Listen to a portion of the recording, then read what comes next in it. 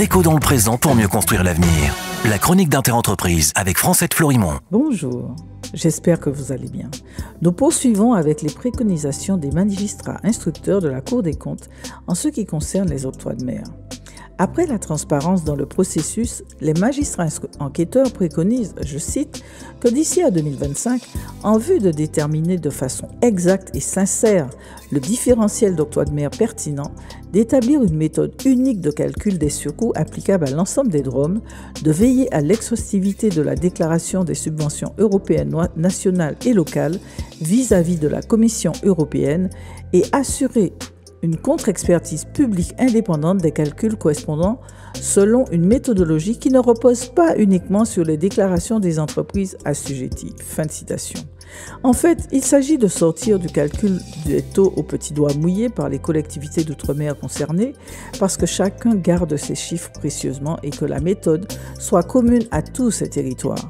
Surtout, que tout cet argent devenu public soit déclaré correctement lors d'instruction de dossiers de subventions locales, nationales, voire européennes. Une méthodologie commune qui est transparente, qui, si elle avait été mise en place depuis 1992, aurait sans doute permis de calmer les ardeurs de l'Union européenne qui souhaite depuis toujours supprimer ces taxes. La Cour des comptes préconise en outre, je cite, que d'ici à 2025, de prévoir une simplification du nombre de taux pouvant être décidé pour l'octroi de mer externe, à minima sous forme de taux inscrits dans des fourchettes, en passant à un nombre plus réduit et plus lisible. Fin de citation. Cette simplification, surtout dans le marché unique antillais, aurait l'avantage de simplifier les échanges entre les îles concernées et surtout d'augmenter leur volume. La Cour incite aussi, je cite encore, à ce que d'ici à 2025, de rendre obligatoire l'alignement de l'assiette pour les régions et les communes en faisant du taux régional un taux additionnel à celui décidé par les communes et d'intégrer le principe d'une limitation des changements de taux et d'exonération à une fois par an maximum dans un seul document public, sauf circonstances exceptionnelles et impératives, dûment justifiées, et simplifier le système d'exonération des biens utilisés dans le cadre d'activités commerciales. Fin de citation.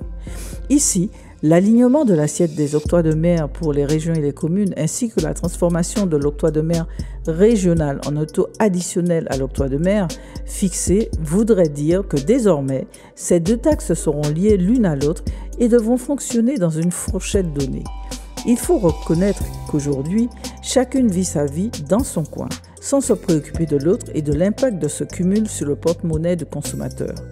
Les magistrats instructeurs de la Cour des comptes posent aussi le principe que les taux ne soient pas modifiés qu'une fois par an, ce qui participerait également à la stabilité du dispositif. Qui peut leur donner tort? On continue demain. Prenez soin de vous.